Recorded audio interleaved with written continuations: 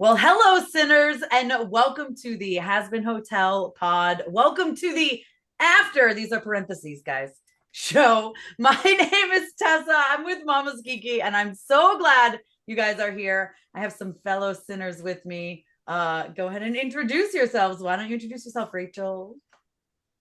Hello, I'm Rachel. I also sometimes work with Mama's Geeky, but I freelance, I bounce around a bit. I do that hashtag show, the Mary Sue. You can find me a lot of places, but I'm happy to be here doing this pod for this show that has been in my life for 3 months Yeah, that now. story is And incoming.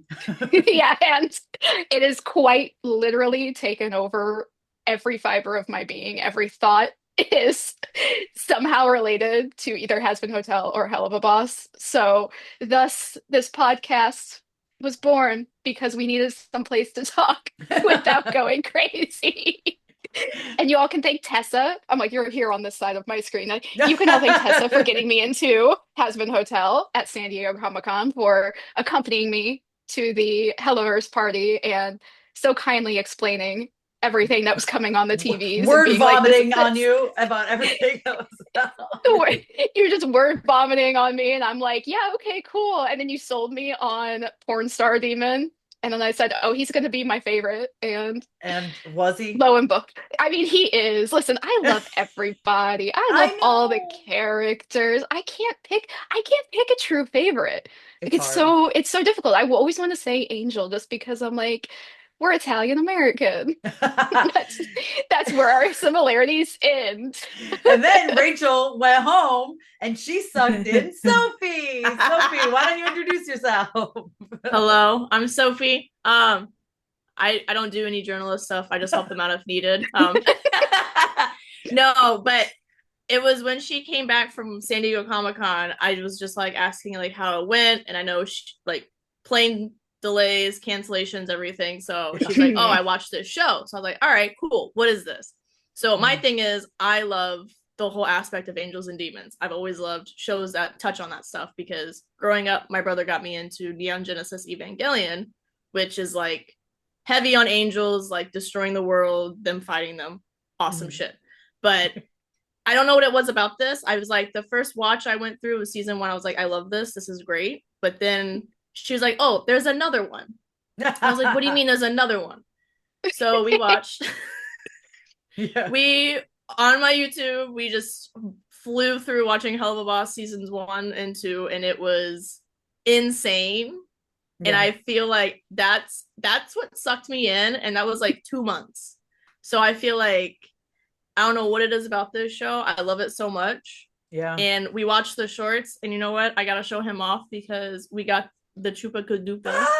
The Chupacabra friend, I've never been able to say the same since. Oh, I love this little guy, but I just keep buying all the stuff, and I'm like sucked Nope. into it where I'm just like, I, shit, I I Yeah. mean, can't as we like. can see behind I've me, got the And I shirt. love the egg boys, egg boy supremacy. Egg she's leaving. boys. She's leaving out the best part of the story, which was when we got to the episode that had the egg boys. Oh, I She forgot about immediately this. was like, "Oh my God, egg boys!" and then went on Etsy looking for egg boys merch. as So I bought as her a one keychain. should, guys. I mean, As one honestly, should. yeah. I mean, listen, I've loved this show from the beginning, and I'm so excited to just pull more people in to the Helliverse as a whole. As we mentioned, Hell of a Boss, we are. I was gonna say likely, but like, let's be honest, we definitely are gonna do a pod surrounding Hell of a Boss as well. So stay tuned for that. Make sure you subscribe. But we are excited because we have something very special for you guys. And now, obviously, we as journalists and journalist adjacent have been able to see season 2, and that is when we said, okay, we are definitely going to be talking about this.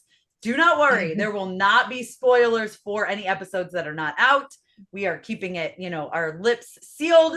But we do have Sam Haft, who is, the composer, writer for the music that is so incredible, really makes Hazbin what it is. He's coming on every week with us to talk about the songs of like this week. And candidly, we have recorded them all. They are waiting for you. They are in the can. And when we say he drops some great information, does he not drop some great information, guys? You Yeah, guys are gonna cry. I don't We think cried. anybody's ready. We tried. all No, tried. No have been one's ready saying- for this. No one's ready for this season either. No. That's what I've been telling everybody. Like I think I've said that to the cast like 5 times at this point. I'm like, Yeah. nobody is going to be ready for No. what this season is going to be. And that is said with the most positive Yeah. Yes. tone ever. Exactly. And by the time you guys are watching this, you've hopefully seen the first 2 episodes. I mean, we are going to talk about it. We are getting into spoilers with Sam in a little bit here. So hopefully you've watched them. If not, stop watching this and go watch them on Prime Video and then come back. Don't forget about us. But like, come on. I don't want to ruin anything for you. None of us do. We really want you to experience this in a way where you don't know what's coming next. Very briefly, first 2 episodes happen at the same time, which I think is brilliant. You have heaven and hell, or I guess technically hell and then heaven. Yeah. But I was like, wait. Yeah, they happen at the same time. So, but it was great to really get to dive into that and see where we've been. Because I've missed these guys. I had to wait a lot longer than you guys did. I know. For new season. I know. I'm sitting here and I'm like, oh, it's been a month. I'm great. Let's go. I waited years, guys. I waited years for this. Exactly. No, it was really, I loved that both the episodes took place at the same time, but in different realms because it's such smart storytelling and we got to get more of heaven. We got to meet Patrick Stump. I know. Let's go. Sorry, I'm wearing a Fall Out Boy shirt. Let's go. I love it. No, and it's so great. Everyone's gonna love Abel. People are gonna love Abel so much. He's so fun. He's so adorable. I just want to pinch his cheeks. I know. No, it's like, okay, like we said, so many incredible things are coming, but not just in the season, podcast wise, because like I said, we have Sam every week, but we have plans. We have plans to give you guys special guests as well. So stay tuned for certain cast members might be popping in to break down certain key moments with their characters. So trust me. As our good friend Joelle says. Yes. Oh, continuously doing that. I'm like, bro, stop. I mean, just make sure you stick around because we've got some very special stuff for you, and it won't be a lot of us yapping. I know you guys don't care about us. I mean, you're like, who are you people? Yeah, we care about each other, but we care about this show more than anything. So really just wanted to give you a breakdown of what is coming on the pod, what this pod is about. But really we know you're here for the cast and for Sam. Like, let's be honest, and I don't blame you. But we're happy that you can join us. Yeah, exactly. So just to make sure that we give all of you all time to watch the week's episodes as they are released. This is coming out Thursdays. So you're going to have like over 24 hours to watch the show. But again, if you don't have time to watch it till Thursday, Friday, Saturday, we're here. This is living forever and ever on YouTube. So you can come visit it. We also have Instagram and TikTok. Rachel, our social guru, is that how you say it? Guru. That's how. I was like, how do I say it? I was like, I don't know how to say it now. She can give you our handles and let you know a little bit more about that. Yes. So we are still figuring things out, quite obviously, with the TikTok. We don't really have much content yet, but that will be coming shortly. So do not fret. But both Instagram and TikTok can be found at Hazbin Hotel Pod. So just POD, everything spelled the same. Instagram is where we will be posting all of our updates. We'll be posting fun little spoiler-free snippets every week of what you can expect. And just other little things. Like we're using that account to be, part active in whatever promotion they're doing. So it's kind of like we're doing a little bit of both with them. So if you want to follow us, go ahead. Go check them out. I worked hard on them. Yeah, Rachel worked so hard, you guys. So support her. I'm doing so much. So many hours put into it. So many hours spent on Canva making our templates. Not a sponsor, just who she. No, sponsor me, so I don't have to pay for it. Yeah, you're like, please, Canva, sponsor me. I use you all the time. Canva, please. But yeah, so we just we're excited to share this stuff with you. Like I said, we got some great stuff. Stay tuned for the finale episode in 4 weeks, 3 weeks, 4 weeks, because we are all sobbing. 4 weeks, yeah. Literally. Yeah. Even Sam. Sam's crying along with us. Wait till you hear what he has to say. The Helliverse fandom will explode. Yeah. But we're excited to share this all with you. Thanks for joining. I know you don't want to hear us yap anymore, so let's get into it with Sam Haft. All right, and now we've gotten to the part of the podcast where we are going to break down this week's songs with songwriter Sam Haft. Thank you so much, Sam. Thanks for having me. I love that it was Heaven and Hell. Can you talk about how that kind of inspired the songwriting for these episodes? Absolutely. So season 2 was a little different than season 1 in that Andrew and I were part of what's called the Writers Summit for season 2, which is it's not when the episodes were getting written, but it's when story was being broken down across the season to figure out what plot points would happen where.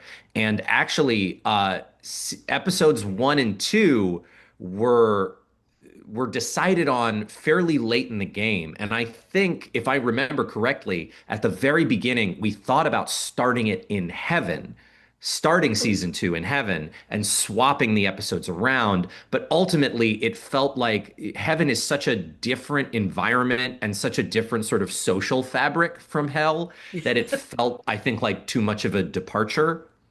Yeah. But there was, that was a big point of discussion was like, where do we place the information of Charlie finding out?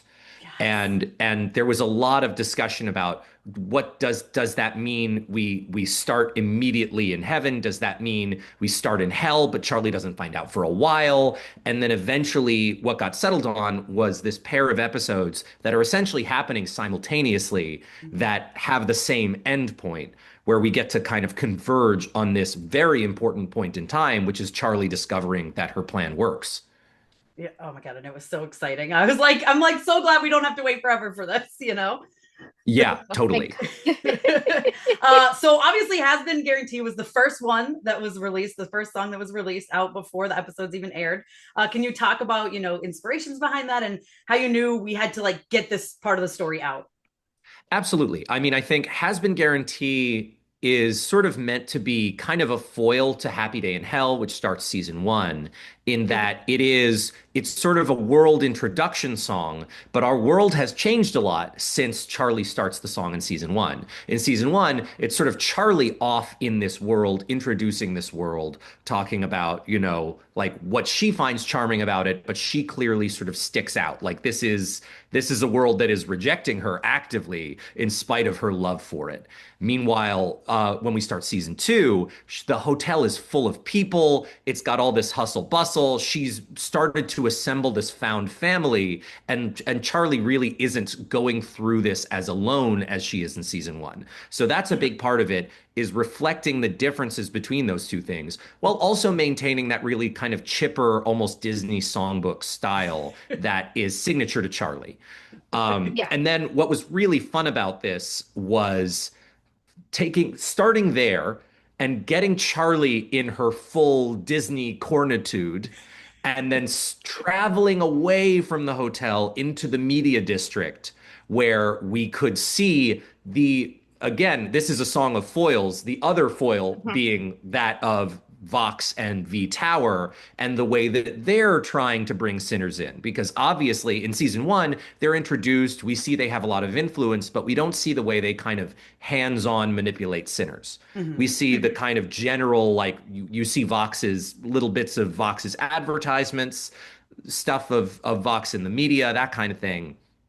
But you don't get a holistic sense of how does someone fall in with the V's. And so we wanted to have this reflection of here's how someone falls in with the hotel gang, and here's how someone falls in with the V's. Yeah. And part of that was reflecting them musically very different. Vox, we always love having this kind of old school con man energy for him, certainly in his kind of like public facing life. And so the upright bass was like the first idea that we started with there in terms of building out a sonic palette that would belong to Vox, but then also having these kind of electronic drums, because Vox is a character of contradictions. He's kind of an old school flim flam man, but he's also this has this relentless pursuit of modernity. And we wanted that to be reflected in the music. The initial working title for this song was The Two Towers, because it was just like there's tower over here for the hotel, tower over there for V Tower. And really the only reason we changed that was because the hotel design changed so much between season 1 and season 2. It was less Yeah. tower-like. It's more of a resort, if you will. Yeah. Absolutely. I do want to talk about the V's song too, because like you said, we really do dive into more of the V's here, and it's more a Vox song, but the V's chime in here and there. Can you talk about the inspirations behind that one? We don't know the Absolutely. title yet. Yeah, Because we're just So- we're looking at We're all flying of the by to see titles the Oh, that's online, true. trying to Yeah. guess like what does this mean? The press screening. Well, I mean, maybe in the credits it will say the title of the. Oh, that's of the, true. I It bet of the doesn't. song. It doesn't. It doesn't. No, Because Really? I think we looked. Yes, I looked because I said I'm going to go back and I'm going to figure out the song titles for the ones that we don't know That's yet. And so interesting. it's not there unless I missed it. It's not there. Well, so the second song in episode 1 is called Once We Get Up There. And that song Okay. it's important, just again, episode 1 being a foil for season 1's episode 1. We have this like big wrinkle and big obstacle placed in front of us, which is Hell is Forever in episode 1 of season 1. And now we discover our big obstacle, our big like declaration of antagonism in season 2, and that is Once We Get Up There. It is Vox's plan to go up to heaven and take over. Because, the V's have been watching, observing, learning as much as 3 people with that much chaotic energy and that little common sense can learn. And they've got, Vox has begun to formulate a plan. And I think so much of this season, I almost wouldn't even call Vox an antagonist in season 2. I would call him like a deuteragonist. He really is, he exists as a parallel to Charlie as much as he exists as an antagonist to Charlie. And I would say maybe he even exists as a parallel more so, because this is, again, these are 2 people who are relentlessly in search of this dream, and Charlie's dream is other people going there, and Vox is him ascending to godhood. Yeah. Oh my God. It's so good too. I mean, all of these are so incredible. Yeah. Can you briefly touch on working with this cast, because they're amazing? Absolutely. I mean, they really are. They're so extraordinary. And like season 2, first of all, we had more songs. We had 20 songs instead of the previous 16. And just getting a little bit of extra time each to work with these incredible cast members. It was so valuable. And also just drawing off of season 1. Season 1, we were going in cold. We didn't really know these people. Now we've spent time doing press events with them, doing, Zoom recordings, doing conventions, and just the amount of FaceTime that we've had with them has made a tremendous difference in the way we write for them. Because previously we were writing for them based on their previous work that we had just been researching, like, okay, you sing this way in that song, but we didn't really know them. And I feel like the musical development of season 2, so much of that is built off of just really knowing these people as people better and getting a sense of what makes them excited, what gets them having fun. I think fun is incredibly hard to fake. And so that was a big goal, was just, we want these actors to have the time of their lives singing these songs. Yeah. And once we get up there, was just really one of our early favorites, because it has, again, talking about that old school Flim Flam Man thing, it starts with this it's a little Music Man, it's a little Guys and Dolls. I think there's a little bit of like Sit Down, You're Rockin' the Boat in there. There's just a lot of really kind of fun classic musical DNA in this song that eventually becomes almost this like be prepared from the Lion King type, like, come with me, you idiots, I'm taking us to greatness. Yeah. Absolutely. They had so much good things to say about you too. When we talked to them at New York Comic Con, they were going on and on about like, Sam gets our voices down in the demos, like he has the characters, he knows exactly the scratch tracks. Yeah. So I will say because there is so much Vox musically in this season, I ended up purely accidentally just like developing a reasonably good Christian or rather Christian as Vox, Yeah, yeah. Yeah. because I record all these characters Yeah. when Andrew and I make these demos and deliver them to the cast.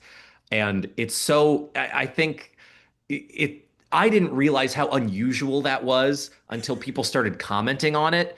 That Yeah. you and then I realized like, oh yeah, when I've heard demos for cartoons in the past, it's just the songwriter singing in the songwriter's voice. Yeah. But for Mhm. us, it is so important to communicate the characters and their sort of idiosyncrasies, performance-wise, in the demos to really communicate those ideas so clearly with Vivienne. And I think a big part of that is most animation is so studio driven and has been is so Yeah. creator driven. Yeah. And Mhm. so much of it is it's a creative conversation between Andrew and myself and Viv of like how does this musical sequence look as a scene? How do these characters operate in this scene? How are they delivering this information? That it just kind of became an obvious move to try and kind of do the characters in a light way all throughout the demos. Yeah. Yeah, and Rachel, I you want really to do take feel, episode 2? I was gonna say. yeah, I'm saying no, like I really genuinely feel like that is what makes this show so successful is the collaboration. You all understand each other because all like there's Broadway legends in this show. Yeah. Like they're great. Like they're so good. And the fact that it's Oh like, yeah. yeah, season two feels so much like not that the music in season one wasn't great, but season two feels so much more lived in and so much more tailored to each of these specific actors, Yeah, likes and it's really an preferences. evolution. Yeah. Yeah, because I even noticed just like watching it, just like from the music part of it, just the sound, everything is so different. And I was just like, I'm loving every second of this because it's just like you guys tailored more towards Broadway first season into like that. But then now it's like you guys are like, okay, so we know these people now as people. So we can kind of figure out, okay, we're gonna put this song with you because this fits your vibe. Like we're gonna do this. And I really loved every second of it. So it's just like I'm so excited for everyone to see this because me as a music lover, I'm like, let's go. I'm loving all of this. I want everyone to Totally. hear like right now. Totally. And you know, there are so many examples I can point to that we really only could have done after getting to know these actors. Mhm. It seems Yes. like such a small moment, but it has been guarantee when Erica, like there are so many moments that we build in for Erica to do her like weird screamy voice that I'm obsessed Yes. with when she's like, you know, when she goes, "Cause it's great!" Like she just like Yeah. scream, like she loves. We like these are moments that we found with her, not in the booth, but like spending time with her as a human being, and just realizing like, oh, you can have those like little Bobcat Goldthwait screams, and we can like put those into songs. The like country thing she does, the like I'm checking in when she does that kind of like Southern preacher thing, which is something I had never heard her do in a musical Yeah. before, but like I had heard her do in real life. I love it so much. This and yeah, that's exactly what works. And then season two, we are in season two. Episode two, we're up in heaven, same time. Let's talk about those songs that we Yes. don't know the titles of. Yeah. Yes. So episode two, heaven, we've created sort of in season one, we created this idea for what's heaven, what does heaven sound like, at least Mhm. in kind of a public facing way. In Welcome to Heaven, we were like, well, what if they're just like having a good time all the time? It's heaven, right? So we had this kind of like silly house music jingle with Darren Criss in season Yeah. one, and that was something that we brought in for season two for the song "Like You," which is Pentius's sort of welcome song, which draws a little bit from that kind of like chipper electro pop sonic palette, and then just sort of becomes more expansive, grows, shows you more of heaven. And it's a little bit more personal because like Emily is trying to make this direct connection. My comparison for Like You mentally was Emily and her gang of silly little heaven boys who are, you know, St. Peter and Abel. Um, and you know, Emily and that squad, I visualize as like SpongeBob and Patrick and Pentious as Squidward. That was very much something I had in my head as Andrew and I started working on this song, because this is, it's obviously it's good that Pentious is still alive, but this is the last place he wants to be. He is so shaped by being one of these like pathetic creatures of hell, that all of a sudden being in this place where like everything's cotton candy and there's no murder machines, like he's just so unhappy. And just having him, just a frown grow throughout this song as they get more and more and more excited, is just such a fun game to play in the song. Yeah. I love songs that give us an opportunity to be extra silly, because generally the songs in the show aren't where the silliness lives. The songs in the show are, for the most part, where like the earnestness of the show lives. And so any opportunity we have to be silly, we try and take it as much as we can. The Darren going, "I'm in love with you, Santa Claus," trying to talk along to like a made up Christmas rom-com, that like just little turns of phrase in there, having Darren and Patrick Stump harmonize "No One's Addicted to Crack," like little silly stuff we wanted to have there. And this was actually this was just a moment where we were building to in that song too, of like, oh, you can't leave and you're going to be here forever and ever and ever and ever and ever, and just this idea of like, oh God, oh God. And part of the fun of the song is the contradiction of the chorus, which is everyone will like you because no one here is like you, which Emily thinks is really exciting. Like, oh, look at all the amigos you're going to have because you're so different. But really all she's doing is highlighting to Pentious how different he is, which is making him more and more miserable. And so it's one of these songs that's like, she's like, you're a snowflake, embrace it. Everyone's going to love it. But like, that's the last thing he wants. He wants to belong. And so just this idea, that game and the comedy that results from that game was such a blast. The second song in episode 2 is called Sera's Confession, and it is such a wild departure. Yeah. It is, in this episode, we introduce the Speaker of God, who is voiced by the incredible Liz Calloway. And we wanted something that felt like it lived in the kind of ethereal grandiosity of Sera, because Patina Miller is also just a tremendous vocalist, like really unbelievable pipes. And we wanted something that would like live in a place that felt really exciting and grand while still being emotional.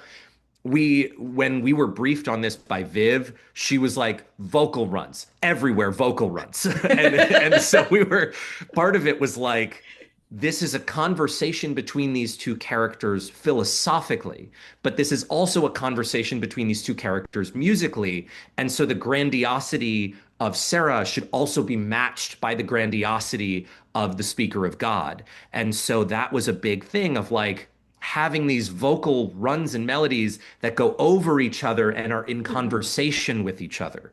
And that was sort of the energy we brought in there. Andrew started this song with that harp sound, which started to determine what Sera's sonic palette would be. It would live in a more kind of classic, like harps and lutes and strings. And then we brought in, we would use like orchestral percussion, like timpani and stuff. Part of that was just giving this a very classic vibe, to have that reflect the kind of classic idea of what heaven is, because Sera is like the seraphim. So we wanted that to have a musical identity that was obviously very distinct from Welcome to Heaven and Like You, that you see to a degree in You Didn't Know, but predominantly like this is mainly like new sonic territory we're treading in Heaven.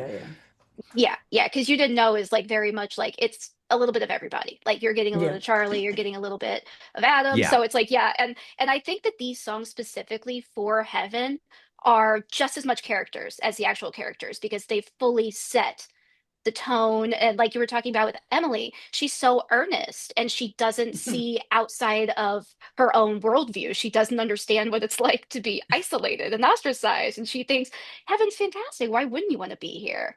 And so it really totally. just it shows how it shows the kind of character that she is and how she does care, even if she's not quite doing it the Yeah, correct way. She's not getting it. totally. Exactly. Yeah.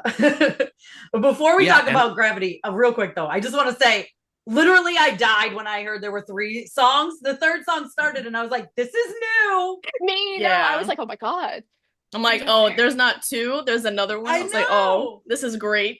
oh You know, yeah, people are gonna lose we their were so minds, excited. We were right? so excited to be able to like deliver extra songs per episode. It was Yeah, crazy we and were so thrilled. unexpected. Yeah. I Yeah, was yeah. like, fans are gonna literally, that's gonna be all over the place. Like when they realize there's fully, I mean, I think people are figuring out there's obviously more because they've seen how many tracks there are, They've but seen the track Yes. list. Yeah. it's Yeah. crazy.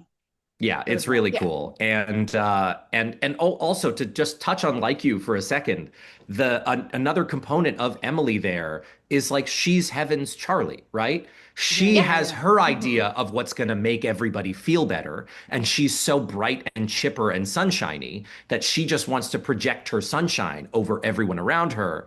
And that like Pensius, there's a mirror moment there with Baxter showing up at the hotel and Pensius showing Hmm. up in Heaven, where Hmm. like you have these two like sort of cogent characters, these two congruent characters, Baxter and Pensius, and these other two congruent characters, Charlie and Emily, and they're both being like, "Here's my idea of what's so fun about where you are now." Yeah.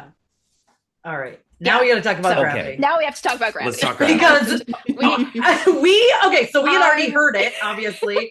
So when they played it at New York Comic Con, literally the 3 of us are like head banging in the Yes. front, We're, trying no, not to we're scream in all the one of words. we're in one of Viv's videos, We just like are. in the front row, like we're at a rock concert. No, it It's is so good. phenomenal. That was when I really felt the change in music this season and what I really loved and wanted to discuss because we've gotten such a big deviation. I'm like, ooh, this is very rock. This is such a departure from literally everything else. So let's talk about that one. Oh yeah. Gravity is really fun. First of all, like the title was always like kind of a meta joke because Jessica Vosk is such a legend. And in season one, like we only got like barely like just that little chunk and you didn't know for her to Hmm. sing. Hmm. And I have been a fan of her take on Elphaba forever. Like she one of the greats, one of the greats. Oh yeah. And so the idea of her having her sort of solo villain moment was something that we went into the writers summit with being like, hey, we really, really want this to happen. And thankfully everyone else was like, yeah, we all really want this to happen. So everyone was on the same page that like we really needed to give Jessica and Lute this moment to to look back on what happened in the finale in season one and react to it. And part of that too was like figuring out what is Lute's sonic palette? How does it relate to Adam's sonic palette? Because Lute is a creature of heaven, but also Adam is like kind of a corny rock star. And Adam's music was very much influenced by like theatrical rock. I would say like Meatloaf, the work of Jim Steinman. Adam lives in that I would almost call it like cornball piano rock. That's where Adam lives.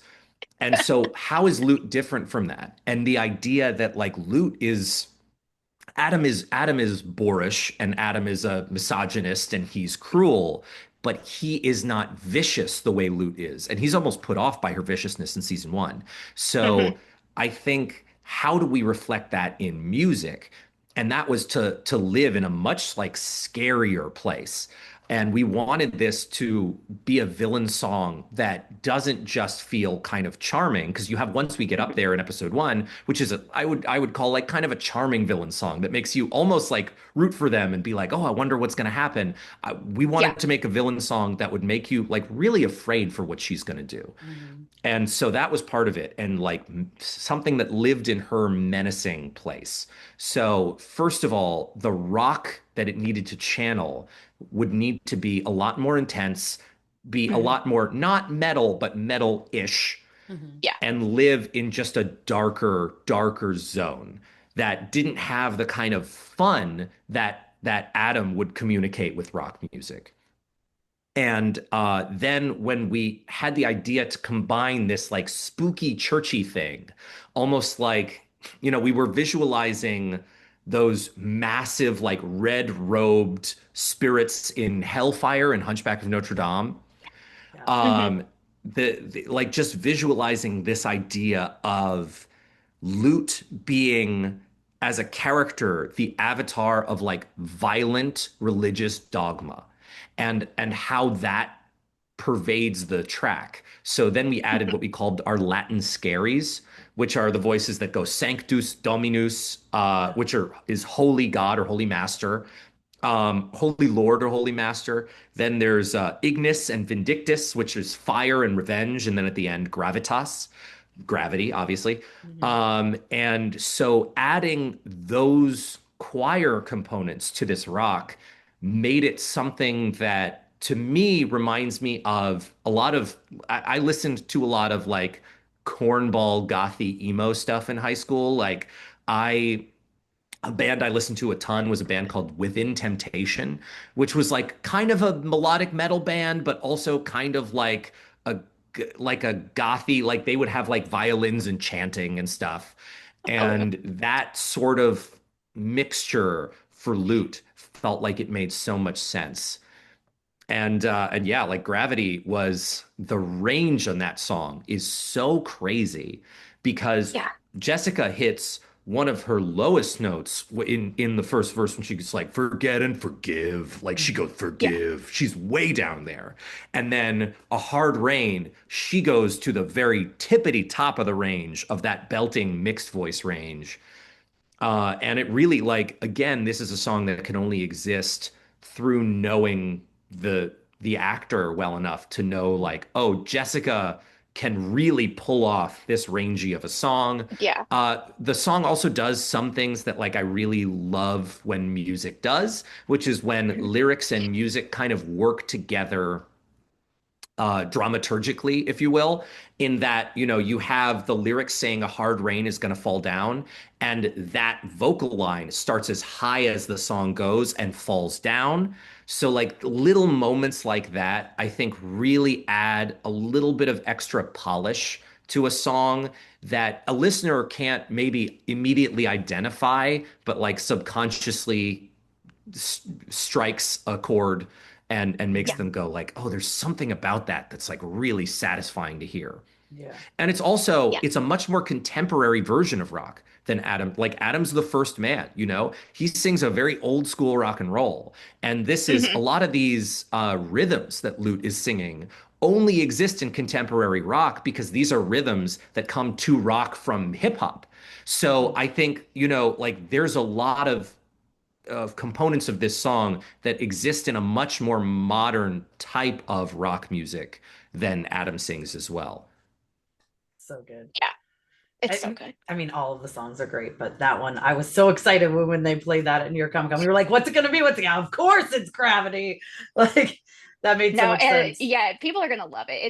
It's so beautifully animated too. Like that I just know. entire scene I know. I was is happy Absolutely. they dropped the whole phenomenal. clip and they didn't just Yeah, drop me like the too. song. Yeah, Yeah. Yeah, and we Yeah. got to see that. It's exactly. It's such very a cool. it was I remember when I first saw the boards and I was just blown away by the way they like really used the characters to make the Lute and hallucination Adam to like make this scene so much more dynamic because it's just like, oh yeah, she can fly. She does not need to obey like floor to ceiling rules, and the Yeah. way the camera follows her and changes perspective, because she can stand on any surface she wants. She can jump off of any surface she wants. And this, what is, a sequence that could have been just like someone trashing an office, becomes so artful and beautiful and elegant. Mm-hmm. So good. Well, guys, I hope you enjoyed our conversation about episodes 1 and 2 of Hazbin Hotel season 2 with Sam Haft. He dropped some great information on all the amazing songs. Just wait, we have so much more coming for you in the coming weeks.